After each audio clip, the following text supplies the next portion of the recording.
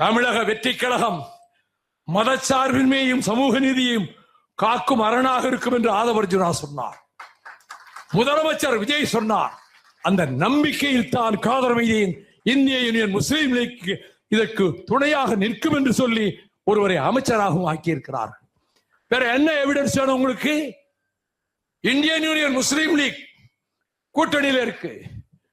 பிஜேபியோடு ரகசிய பேரம் நடத்துகிற அப்படிப்பட்ட இழிவான செயலில் விஜய் கூட்டம் ஈடுபடவில்லை, ஈடுபடாது. ஆனால் எந்த விதத்திலாவது அரசை கவிழ்த்து விட வேண்டும். சட்டமன்ற உறுப்பினர்கள் ஆதரவை ஏதாவது விலக்கிக் கொள்ள வழி இருக்கிறதா? திட்டமிடுகிறார்கள். ஐ பிட்டி தம். அவங்களுக்காக நான் பரிதாபப்படுறேன். பொருட்களை ஆட்சி போயிருச்சே, அதிகாரம் போயிருச்சே, வர வேண்டிய கமிஷன் வரலையே, வந்து கஜானாவில் குவிஞ்சுக்கிட்டே இருக்குமே, நின்று போச்சே, மணல் கொள்ள நின்று போச்சே, டாஸ்மாக் நின்று போச்சே, கதவை பூரா அடைச்சிட்டானே, இது என்ன வழி செய்யறது? எப்படியாவது ஆட்சியை கவுத்துட்டு அதிமுக ஆட்சியில் உட்கார வச்சு நம்ம ஆதரவு கொடுப்போம். இப்படி ஒரு அரசியல் தற்கொலை முடிவை எந்த கட்சியும் எடுக்காது. நீங்கள் அப்படி முடிவெடுத்தீர்கள் என்று மார்க்சிஸ்ட் கட்சி அகில இந்திய பொதுச் செயலாளர் பேபி இன்டர்வியூல சொன்னார். இந்திய யூனியன் முஸ்லீம் லீக்கினுடைய ஒரு பெரும் தலைவர் பேராசிரியர் காதர் மைதீன் வாழ்க்கையில் பொய் பேசி அறியாதவர், தன்னலமற்றவர். அவர் சொன்னார், அதிமுக ஆட்சியை அமைக்க திமுக ஆதரவு கொடுக்க பேச்சு, அப்படிப்பட்ட ஒரு பேச்சு நடந்தது உண்மைதான் என்று சொன்னார். அவர் துணிந்து அதற்கு பிறகு கேரளத்திலே முஸ்லீம் லீக் காங்கிரஸோடு சேர்ந்து அமைச்சரவையிலே பங்கேற்றிருக்கிறது. இந்தியா பிளாக்கிலே அங்கம் வகிக்கிறது.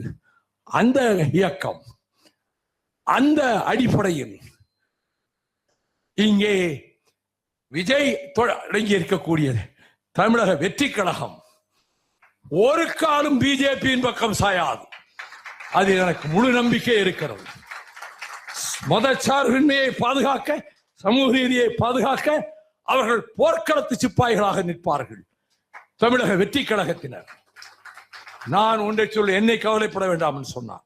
நான் சொல்வேன், நான் எந்த அணியில் இருந்தாலும் அந்த அணியை வெற்றி பெற வைக்கின்ற பிரதான சேனாதிபதிகளில் ஒருவனாக நான் இருந்தவன்.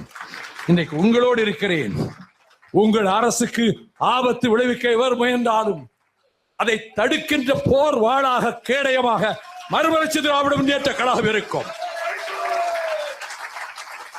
நான் எல்லா கட்டங்களையும் கடந்து வந்து விட்டேன். புதிதாக கஷ்டப்படுவதற்கு ஒன்றும் கிடையாது. இப்பொழுது என்னோடு இருக்கக்கூடிய தோழர்கள் எதையும் எதிர்பார்க்கிறவர்களும் அல்ல.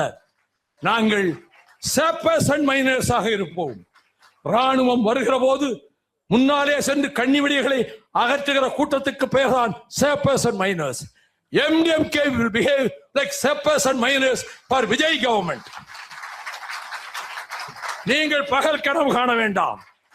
உங்கள் முயற்சிகளை நீங்கள் என்ன முயன்றாலும் சரி, தப்பித்தவரி அப்படி ஒரு நிலைமை ஏற்பட்டால் 180 இடங்களுக்கு குறையாமல் தமிழக வெற்றி கழக அணி கூட்டணி ஜெயிக்கும்.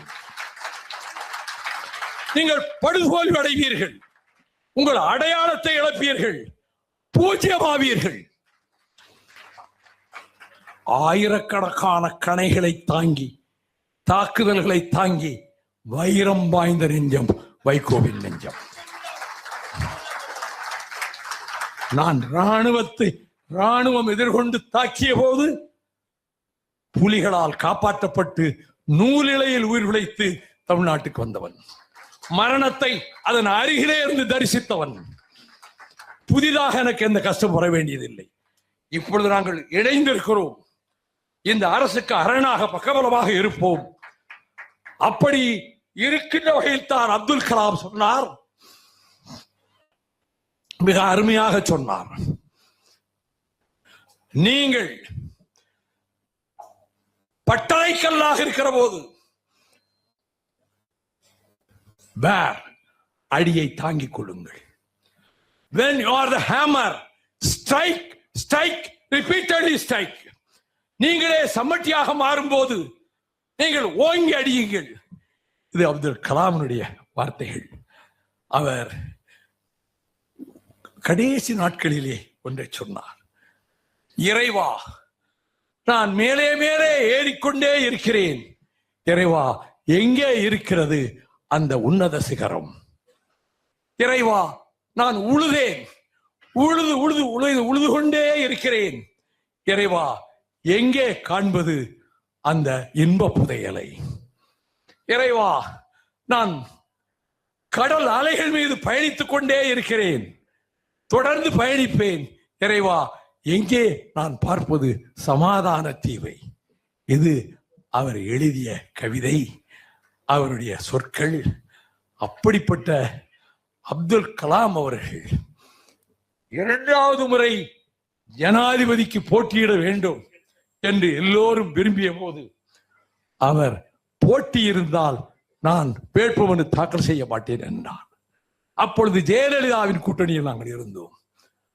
அவர் கூட்டணி கட்சி தலைவர்கள் கூட்டத்தை போயஸ் கார்டனிலே கூட்டினார்.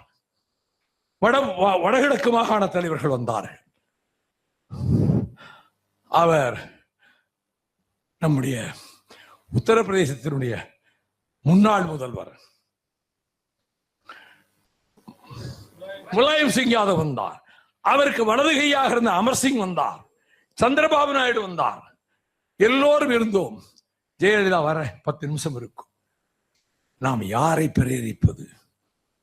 நான் மெதுவாக சொன்னேன் அமர்சிங்கிடம், you suggest second term also should be given to Abdul Kalam. You suggest. Mulayam Singh Yadav சொன்னார், very good suggestion. Chandrababu Naidu சொன்னார், yes we will do that. அம்மையார் ஜெயலலிதா வந்தார்கள், உட்கார்ந்தார்கள். என்ன முடிவு எடுக்க போறோம்? அமர்சிங் சொன்னார், why don't we propose a second term for Abdul Kalam? No, no, no. I won't accept. நான் அதை ஏத்துக்கிடவே மாட்டேன். நாம் இல்ல, ஏம்மா இப்படி கோமா சொல்றீங்க? அவர் பதவி பிரமாணத்துக்கு எனக்கு அழைப்பே கொடுக்கல. அம்பானிக்கு அழைப்பு கொடுக்கிறாரு. தமிழ்நாடு முதலமைச்சர் அவருக்கு தெரியலையா? அவரை போய் நான் எப்படி ஆதரிப்பேன்? மேடம், நான் ஒரு 2 நிமிஷம் பேசுறேன்.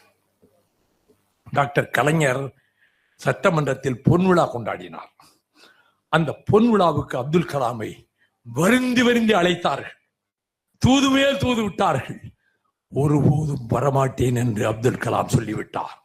வேறு வழி இல்லாமல் சோம்நாத் சாட்டர்ஜியை வைத்ததை நடத்தினார்கள். முதலமைச்சர் பொன்விழாவுக்கு அழைத்த போதும் வரமாட்டேன் என்று சொன்ன அப்துல் கலாம், இதை நீங்க யோசிக்க வேண்டாமா? Yes, yes, yes. That is a point. அப்ப அப்படியே செய்யலாம். Mister Chandrababu Naidu, fix an appointment with mister Kalam day after tomorrow. அங்கிருந்தே போன் பண்ணார், நாளை மறுநாள் உங்களை நாங்க கட்சி தலைவர்கள் பார்க்க வர்றோம், 11 o'clock வாங்கன்ட்டார் அப்துல் கலாம். என்னைய நீங்களும் வாங்கன்னு சொல்லல. நான் அதை பற்றி நினைக்காம தோட்டத்தை விட்டு புறப்பட்டு கார்ல வந்துகிட்டு இருக்கேன். ஜெமினி கிட்ட வந்திருப்பேன். போன் வந்தது, மேடம் ஜெயலலிதா அதர் சைடுல, mister Vaiko you should definitely come with us, நீங்க எங்களோட வரணும். போனோம், எல்லாரும் கிளம்பிட்டு சொன்னோம், போட்டியை நான் நிக்க மாட்டேன். எவ்வளவோ சொல்லி பார்த்தோம், அவர் கேட்கல. போட்டி இருந்தால் நான் நிற்க மாட்டேன், அதுல உறுதியா இருந்தார். ஆனால் முதல் தடவை குடியரசுத் தலைவர் ஆக்க வேண்டும் என்று சொன்னவனும் வைகோ, 2வது முறை ஜெயலலிதா அந்த முடிவை எடுக்க வைத்தவனும் வைகோ என்பதை நான் உரிமையோடு தெரிவித்துக் கொள்கிறேன். அப்துல் கலாம் அவர்களை பற்றி பேசுகிற தகுதி அடியேன் வைகோவுக்கு உண்டு என்பதால் கேரள நண்பர்கள் எனக்கு இந்த விருதை தந்திருக்கிறார். என் வாழ்க்கையில யாரும் எனக்கு விருதையை கொடுத்தது கிடையாது. நான் விருதை எதிர்பார்க்கிறவனும் கிடையாது.